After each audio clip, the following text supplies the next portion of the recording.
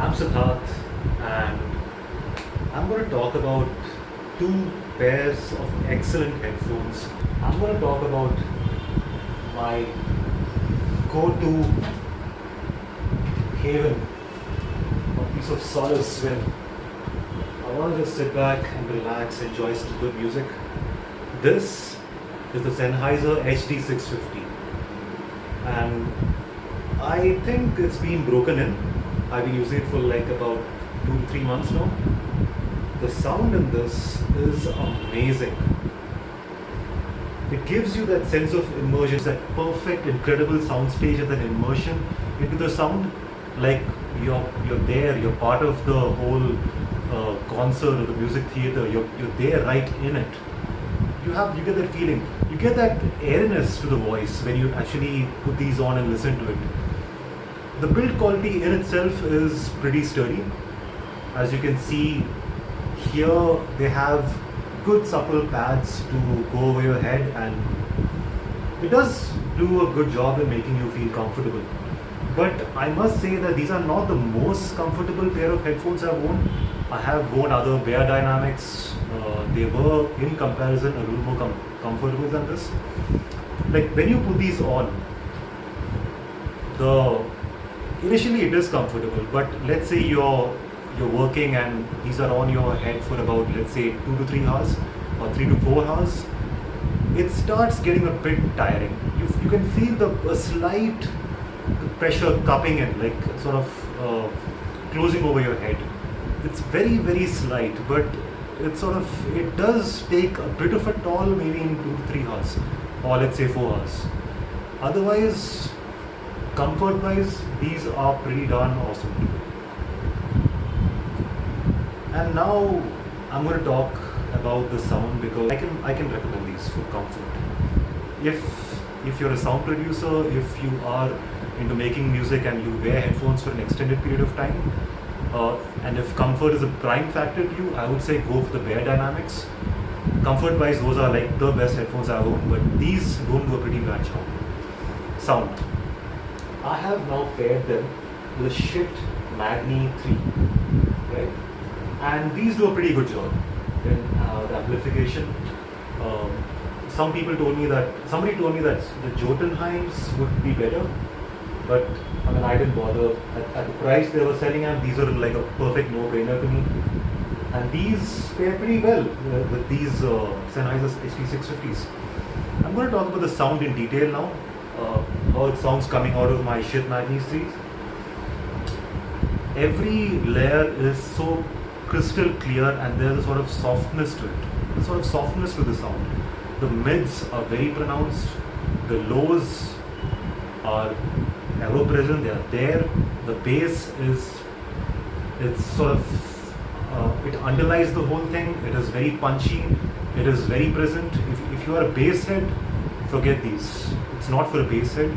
If you are into good quality music with bass, damn, these are the one. Highs, they don't get too shrill. There's a certain, even though they go, if you want your highs to be perfect and representative of its true tone, yes, it does that, but it sort of has a softness to it. It completely removes that edginess to it.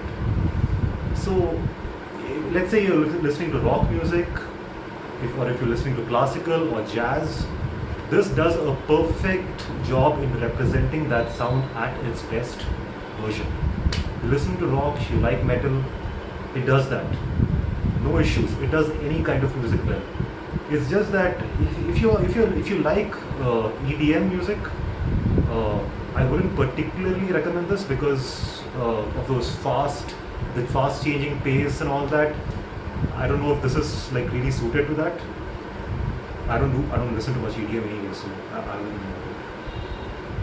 Now I'm going to compare these to another pair of headphones, MSR7s. These are in pretty bad condition. These are pretty old.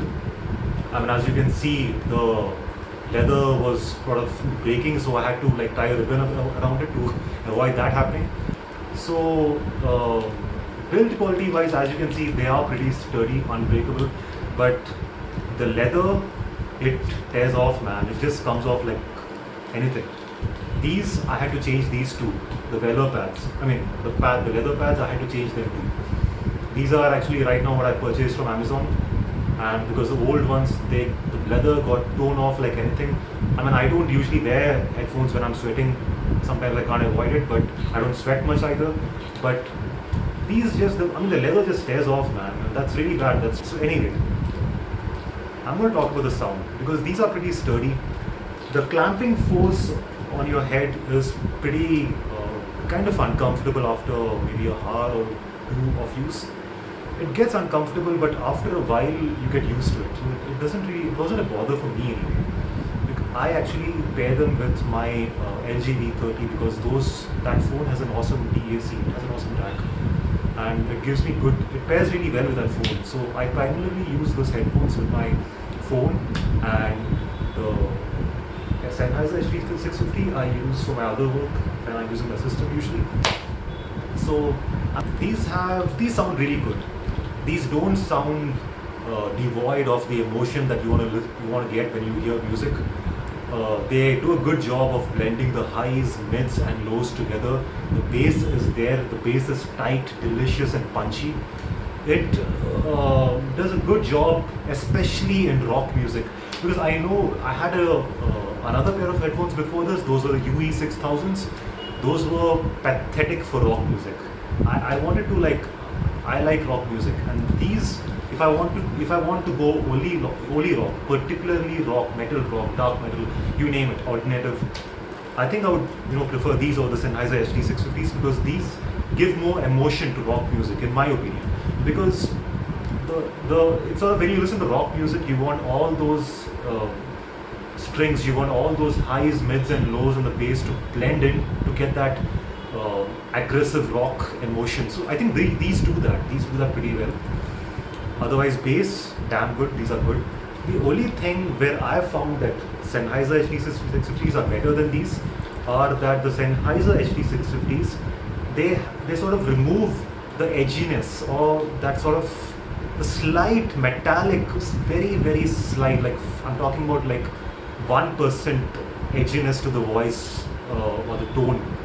It sort of removes that, and it does a better job at maintaining that soft tone, that sort of velvety tone to the voice, to the music. I think the Sennheiser HT650s do that better. These are perfect. It's only, my only complaint is that the highs go a bit too high. It's sort of capped, but it has a very slight edginess to the voice, to the whole tone. But the separation is good, not as good as those. The soundstage is also good. Again, not as good as those, but the soundstage is definitely there. You can feel the sound from this space around your head. Like, it sort of stays loyal to you. So overall, if you are sort of under a budget and you want a really good sturdy pair of audiophile headphones, these ATH Audio Technica MSR7, they are incredible. I really like both pairs of headphones, and both are like real keepers to me. It depends on my mood and what I want to use, but both are awesome. I have basically been using this with my phone since I've already mentioned that. My phone has a superb DAC. I've never even tried using this with the Magni 3s, but I have paired these with my, if you can't see them, they're like over here. I've paired them with my FiO Q1, and they are pretty decent with those. I just use the FiO Q1 as a DAC to my Magni 3s because I purchased the FiO Q1s way before the Magnis. And so that's about it, about these pair of headphones. They both are awesome, both value for money, both sturdily built. Just this is a grade better than, maybe 2 to 3 grades better, maybe 2 grades better than this, not more than that. Both are worth the price.